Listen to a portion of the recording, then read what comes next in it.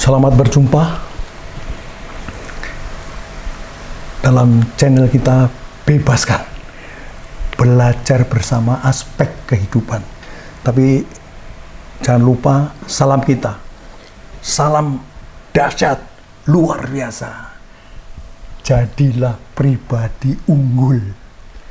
Ini yang selalu terbetik dalam benak saya. Supaya masing-masing individu yang ada di lingkungan terdekat kita menjadi pribadi unggul. Nah, kalau nanti dari siklus yang paling kecil membesar keluarga, tetangga, RT, RW, dan akhirnya banyak orang yang menjadi pribadi unggul, saya yakin bahwa negara ini akan menjadi negara yang tangguh, negara yang unggul. Nah, ini yang penting. Sekali lagi, salam dahsyat luar biasa. Jadilah pribadi unggul. Nah, ini salah satu semboyan untuk psikologi positif.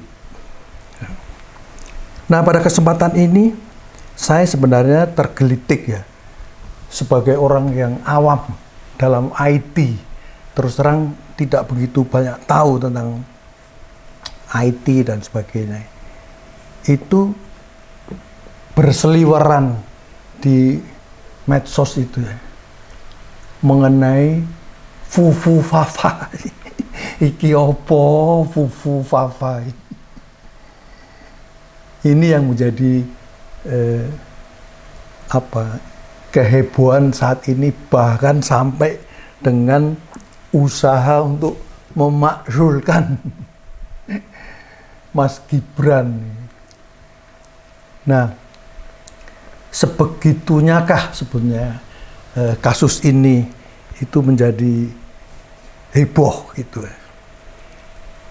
Nah, saya mendengar pada saat ada diskusi atau perdebatan juga lah. Ini ada Mas Roy Suryo nih ya, yang memang masyarakat itu sudah mendudukkan beliau ini sebagai pakar telematika. Nah, tetapi ada juga sanggahan. Kebetulan pada saat kasus Vina Cirebon itu saya agak concern dan saya mengikuti pas pada suatu sidang peninjauan kembali di Pengadilan Negeri Cirebon.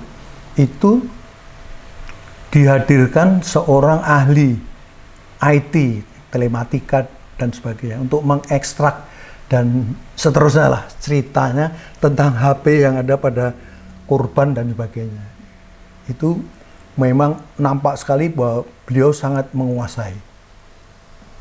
Pak Desmond atau siapalah, lupa aku namanya. Mohon maaf ya bos.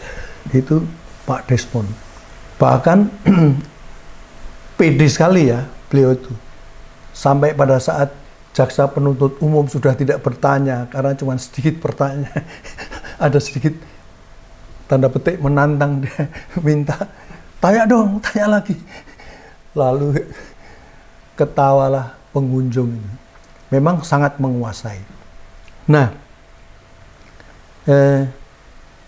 dia sempat menyebut sebetulnya latar belakang dari pendidikan Mas Roy Suryo itu di UGM, kemudian S1-nya itu apa? Tapi bukan IT, S2-nya manajemen atau apa. Jadi menurut pandangan dia sebenarnya tidak dalam tracknya ketimbang dia ya. Saya tidak mau merendahkan siapapun ya. Tetapi menurut saya Pak Desmond ya, ini kayaknya lebih jeli dia menganalisis waktu itu. Nah, soal fufu fafa ini memang Mas Roy pernah mengatakan 99,9% itu milik Gibran katanya. Ya, apa motif yang ada di balik pernyataan itu? Memang terus terang saya tidak berani untuk menghakimi wah ini karena sentimen nih sama Gibran, mungkin.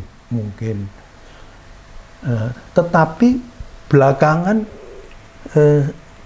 saya mendengarkan satu video, entah siapa yang menyiarkan videonya itu seorang wanita cantik pula. Tampaknya dia menguasai, cerdas dan mendalam, mengkorek sebetulnya siapa, apa sebenarnya Fufu Fafa ini. Bagaimana dia menceritakan penggantian identitas, diubah dan sebagainya. Bahkan dia mengatakan, karena saya pernah membuka itu secara gamblang, itu TikTok saya langsung di-ban, ditutup itu. Itu haram, itu nggak boleh itu. Maka beliau mengatakan, aku hati-hatilah sekarang, tapi tunggulah, pokoknya fase pertama, fase kedua sudah saya persiapkan ini.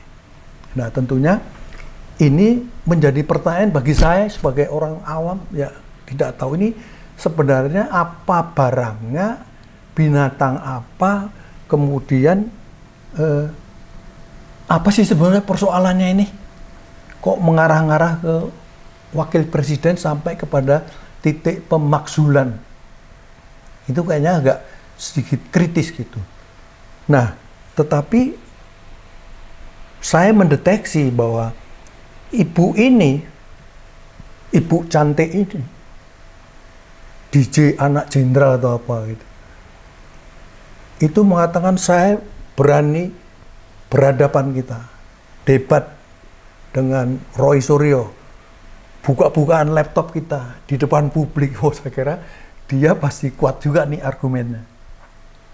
Jadi bagi saya sebetulnya begini, silahkanlah bagi mereka yang tahu persoalannya, bukalah supaya khalayak ramai seperti saya ini yang tidak tahu apa-apa, itu bisa mengambil sikap, oh rupanya begini, supaya kita juga sebagai rakyat kecil tidak terseret kepada sesuatu yang keliru.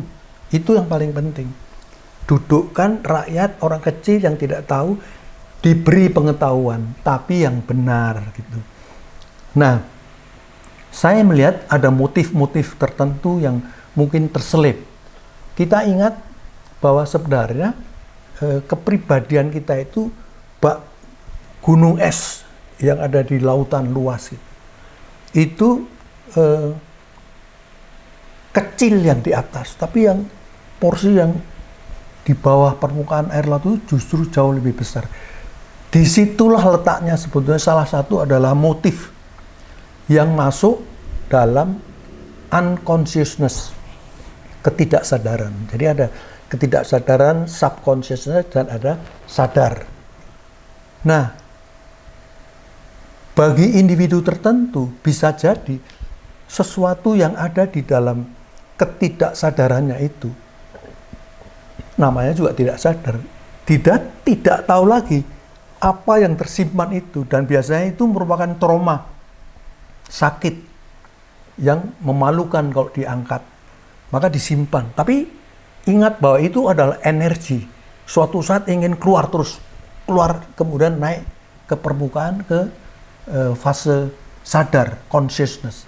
Nah, muncullah dalam pembicaraan, dalam pikirannya, dalam perilakunya, ucapannya, dan sebagainya. Nah, bagi kami, terus terang aja, cobalah bersikap asertif. Tidak usah dengan kata-kata menjelek-jelekkan, menyudutkan, berikan data, fakta, supaya kita juga pasti bahwa, oh, rupanya ini persoalannya.